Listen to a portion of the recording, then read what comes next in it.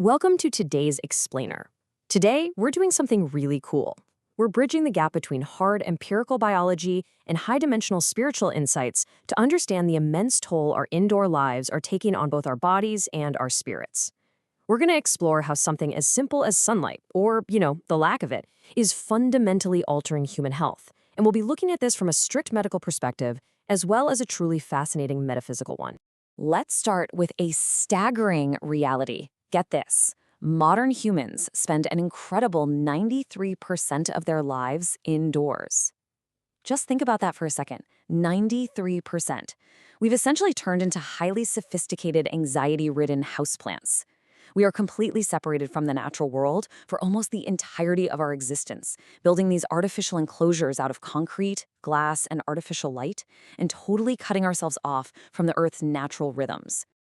So, here's our roadmap for today. We'll be covering 1. The 93% indoor crisis, 2. The biological clock, 3. Light as cosmic information, 4. The mystery of sundowning, 5. The mirror of resistance, and finally, 6. Aligning biology and spirit.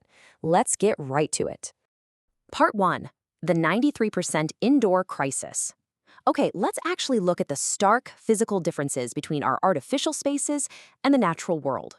When you measure light intensity, the contrast is just, wow, it's mind-blowing. Our standard indoor spaces, even brightly lit offices, only give us a few hundred lux of light. But the second you step outside on a sunny day, your body is exposed to tens of thousands of lux. We are literally living our lives in biological darkness, leaving our bodies totally starved for the natural signals they evolved to rely on. Which brings us to part 2, the biological clock. This is how our physical bodies actually process those vital light signals, and why living in that 93% deficit is so dangerous. So, deep inside your brain sits the SCN, or suprachiasmatic nucleus. This is basically your master clock. You have these special light-sensing cells in your eyes, and they don't just see shapes or colors. They act like environmental light meters. They detect environmental brightness and send that data straight into your brain's SCN to set your daily biological rhythm. A strong blast of morning light tells this clock to suppress melatonin and boost cortisol, officially kicking off your day. But you know what happens when we stay trapped in those dim 100 lux indoor spaces? Well, starving our master clock of natural light causes a massive circadian drift. Plus, sitting behind window glass blocks essential UVB rays, which completely halts natural vitamin D synthesis. It also stops your skin from releasing nitric oxide. That's a crucial molecule that expands your blood vessels and naturally lowers blood pressure, something supplements just cannot replicate. And when the sun goes down, if we replace daytime sunlight with nighttime blue screens, research shows we're actively damaging our cardiovascular health, significantly bumping up the risk of heart attacks, stroke, and heart failure. All right, part 3, light as cosmic information. Now, this is where things get really fascinating because we can pivot and look at these exact biological realities through a metaphysical lens. The physical data is clear for sure, but spiritual teachers have been discussing these exact same phenomena using entirely different language. Take the perspective of the Pleiadian collective, channeled by Wendy Kennedy. They explain that light is literally information. The sun acts as this massive energy relay station. So hiding indoors behind glass, it doesn't just block UV rays, it actually blocks a vital cosmic software update. Morning sunlight contains the newest photon codes we need to upgrade our dense carbon bodies into lighter, healthier silicon light bodies. By staying inside, we're basically forcing ourselves into a state of heavy accelerated aging. And that perfectly ties into Master Guide Curiel's teachings channeled through Fred Sterling. Curiel says morning light is an incredible awakening force that penetrates the pineal gland, kickstarting self-healing blueprints inside what he calls the God cell. But he also gives a huge warning about the dark. Artificial nighttime blue light absolutely exhausts the soul. Why? Because the soul needs sacred darkness to weave dreams, repair the body, and connect with the higher self. Blasting our eyes with screens at night keeps the ego completely overstimulated and drains the core channels of our life force. Moving on to part 4, the mystery of sundowning. Let's see how all of this plays out in a very specific, well-documented medical condition using both our scientific and spiritual lenses. So the medical community recognizes this really tragic phenomenon called sundowning. As day turns to dusk, patients, especially those with Alzheimer's or cognitive decline, experience severe confusion, agitation, and emotional distress. Biologically speaking, Alzheimer's patients suffer from a physically degraded SCN master clock, and being kept in chronically dim nursing homes provides zero strong light signals to reset their drifting clocks, which directly exacerbates this late afternoon agitation. But let's look at the philosophy of the Seth material, channeled by Jane Roberts. Seth explains this exact same phenomenon as a profound biological isolation. See, the body has its own innate spiritual wisdom, which is meant to sync up with the Earth's rotation.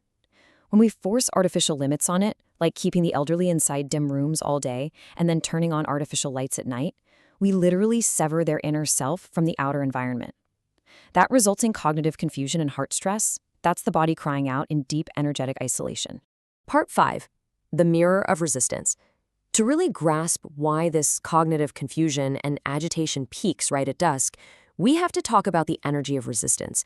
According to Bashar, our external world is just a mirror of our internal state. Our modern, concrete environments simply reflect humanity's collective belief that we are separate from Source, or the natural Earth. So conditions like sundowning, they're the manifestation of unanchored daytime energy. Because a patient didn't get outside to anchor their energy into the Earth during the day, that unused energy turns into severe energetic resistance and chaos by evening, right as the physical light fades. So here's the absolute game changer. Look at how perfectly these two paradigms align. Notice how seamlessly these concepts connect across the board.